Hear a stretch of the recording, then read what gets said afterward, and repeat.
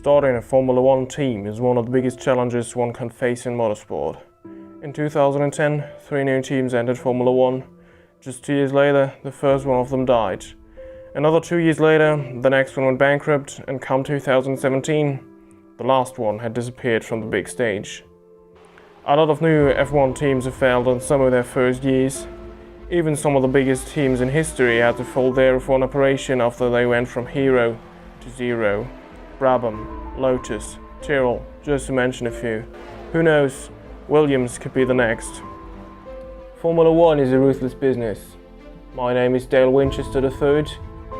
I'm an entrepreneur, motorsport enthusiast, and CEO and team principal of the new RAVENWEST Motorsport Formula One operation. Racing is in our DNA. I do not want to brag about it, but we were, and still are, the dominant force in the Great World Series. And the King wins the World Series. We're successful in pretty much every motorsport discipline known to man, be it touring cars, GT racing, endurance racing, or of course stock car racing. We did it all, we won it all. We've also been successful in lower category open wheel racing and IndyCar spec racing. Now we want to step things up. We want to play with the big boys. In 2020, we will start competing with our very own Formula One entry. There's a lot of things we have to do before you can start racing though. We already got a lucrative deal with a title sponsor. Next, you need an engine supplier. We went with Honda. They show great promise alongside Red Bull and AlphaTauri, and they've dominated F1 before when they powered McLaren in the late 80s and early 90s. Then, you need to build a car around the engine. Of course, our facilities do not meet the standards of the top guns like Mercedes or Ferrari, but we are pretty confident in our car. Last but not least, you need 2 drivers. One of them came with our engine deal and has shown a lot of potential in Formula 2. Nobuharu Matsushita is one of the greatest racing talents of Japan, and he's backed by Honda, which is a beneficial partnership for us. Currently, we are in contract negotiations for a second driver, and I'm confident that we'll be able to make a big announcement soon. Okay, so today, RavenWest Motorsport is able to announce that Lewis Hamilton won't be able to race for us next season. So we went for some guy we found on YouTube. This is Robin from STV Gaming. He'll be driving our second car for the 2020 Formula One season. Hi,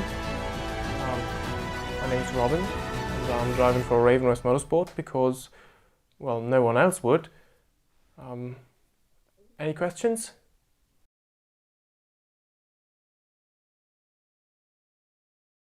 We're live in 5, 4, 3. Hello folks, and welcome to the HQ of Formula One's newest team. We've been invited backstage to gain an exclusive insight into what could be one of the most exciting entries in the sport for many years. Now, we've seen a number of new teams enter the sport over the last decade, amongst their number Manor, Caterham, HRT and of course Haas. And while some have proved to be successful, others have morphed into different teams and some have disappeared completely. The other teams now have years of experience, both on and off the track. How are you planning to catch up to them? Well, thanks, Will. Yeah, sure, we're not complete greenhorns either, you know, we've got some experience in racing, and some fresh heads can, well, you know, bring in some fresh ideas. For example, we've been focusing on ways to reduce our drag. Well, that could give us the edge on our opponents, maybe prove successful, and is, you know, the new big deal, like the double diffuser, you know, but of course, that's a bit exaggeration, you know, but it could be. No one aims to finish bottom of the table. Who's the team you're aiming to beat? Well, I think we can put our focus on Haas. You know, they've struggled quite a bit last year, and they're the most recent entry, apart from us, in Formula One, and you know, this could be something that we can, you know, take advantage of. That they have been struggling, and you know, maybe we could even copy them and, you know, be the next team that scores on their debut. Of course, that would be a dream result, but, you know, one can only dream. And finally, which of your new departments are you most proud of? Well, you know, pretty much all of them. There's no one that you can put, you know, everything on. But I have to say that we're quite proud on the team on our chassis. You know, they've put a lot of work in, and they have been key to reduce drag and weight, and our car should be nimble and light, at least that is what we're hoping for. Well, that's about all we've got time for here. We will see how this fledgling team fares in its first Grand Prix. Okay, great, thank you. That's a wrap. Interviews can be a pain in the ass, you know. I mean, I can't understand. The entire focus is on us right now. Everybody wants to see how we're doing, and well, I think they're quite right to be excited, but you know, we cannot focus on that right now. We do not need that attention. We have problems ourselves. Our main sponsor that we were relying on has folded his contract. They just weasel out moments before we wanted to present our car to the public. Well, it is extremely bland right now, and our focus now has to be to attract new sponsors in the first races. So we need some real sharp performances, you know.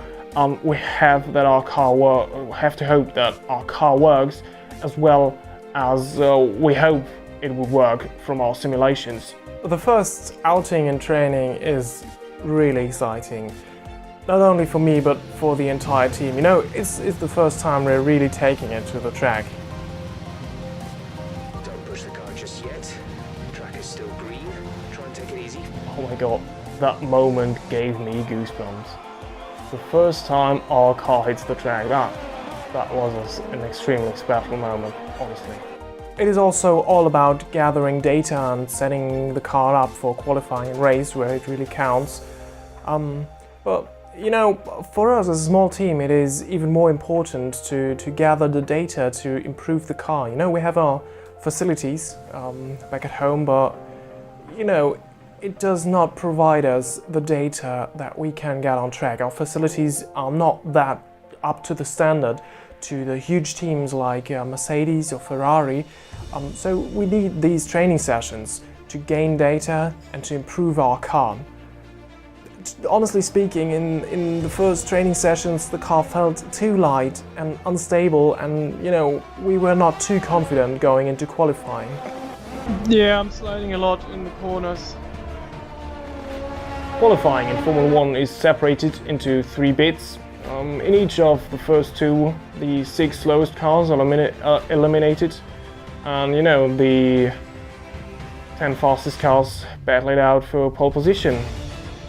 It would be a huge success to just make it out of that first bit, but what we would need the least is any delay due to some technical issues. We cannot lose any time. We need to see where we really stand.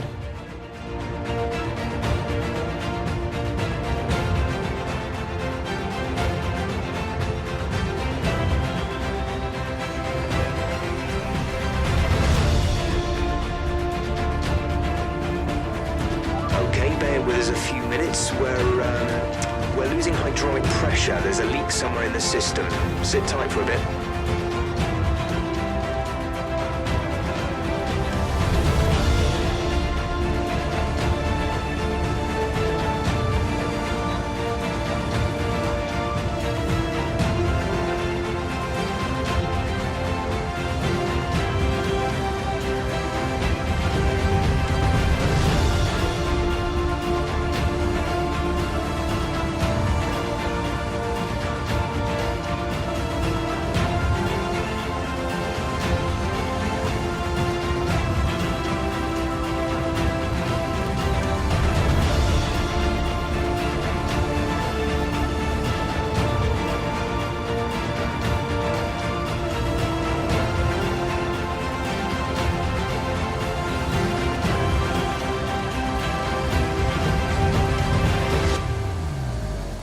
I have to admit that I'm a bit proud of this lap I managed in Q1. You know, I didn't manage to improve in Q2 because I made a little mistake, but P16 is far above where we thought we would finish. It's finally time once again to begin what promises to be another thrilling season of Formula One action. Pre-season times, subject of so much discussion in recent weeks, mean nothing now, as the cars line up to battle it out for points once again. So let's get this season underway.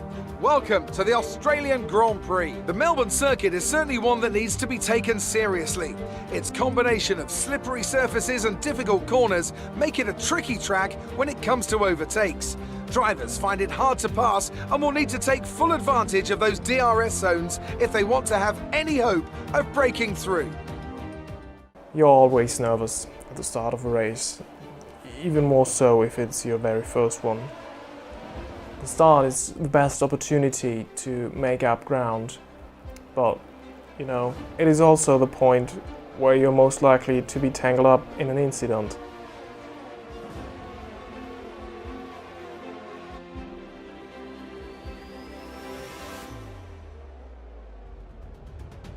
Our start was okay, so we were pretty much where we started the race.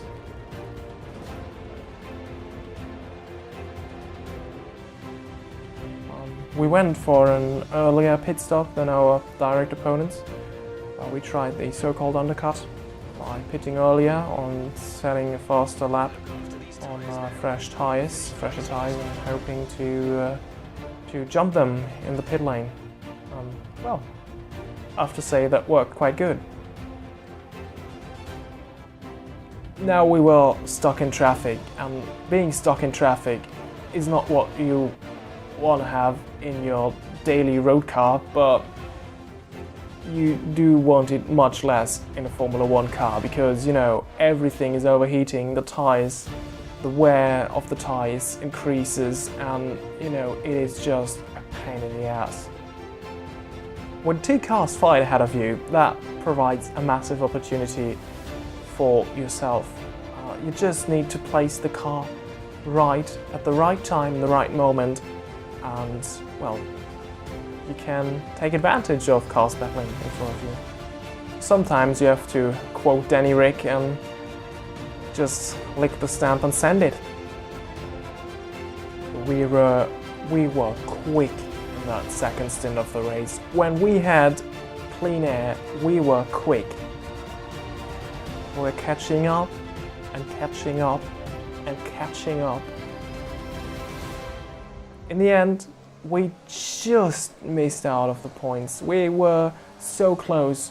We were inside of the last car finishing in the points, and we could have done it had we not stuck in traffic.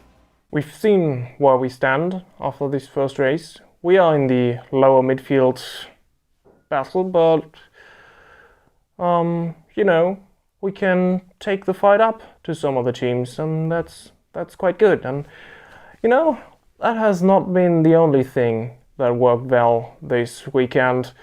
It could be that we attracted a new sponsor. So yeah, let's see what this will be. We are revamping our car for Bahrain, and well, let's see how our car will look like with the new sponsor decals. Our car went a lot better in Bahrain in qualifying. I managed to qualify in P12, which is just 2 places from the points, and well, you know, that is something we are really looking forward in the race. The stage is set for another enthralling race here in the Kingdom of Bahrain. A Ferrari stronghold in years gone by, but will they be able to add to their record today?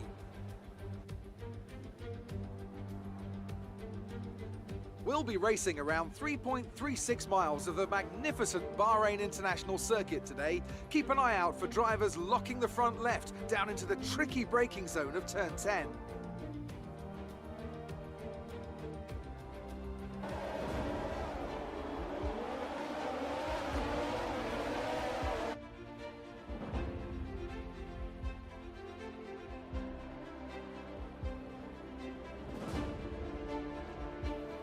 Bahrain went very well from the start.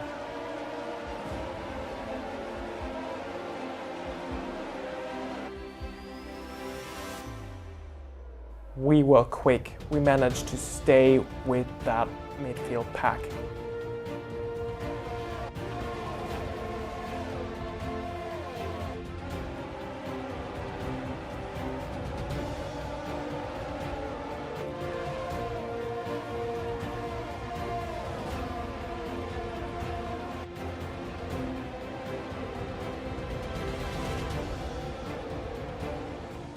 In Bahrain, we went for a more unconventional one-stop strategy. Pretty much everyone in the top 10 opted for the two-stop strategy, and that gave us the edge. That even gave us the edge on the top guns.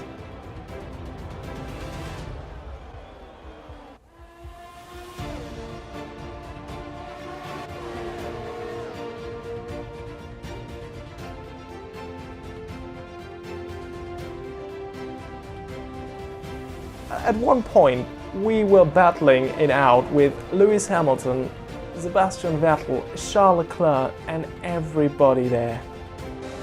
Hey, you turned in on me, come on! I kept Alex behind for quite a while, and that was, you know, I thought I could make it work to keep that P5. That would have been a dream come true.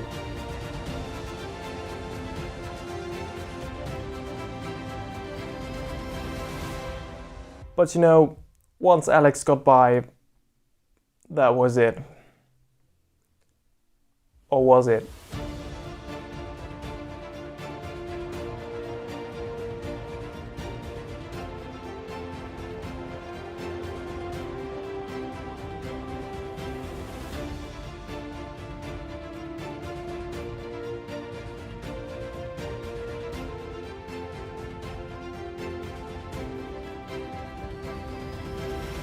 In the end, the other better midfield cars were catching up, but, you know, we did it. We freaking did it. We kept P6. That is a massive load of points. Scoring a bunch of points, not just one measly point, it was fantastic. Robin did an amazing job that race.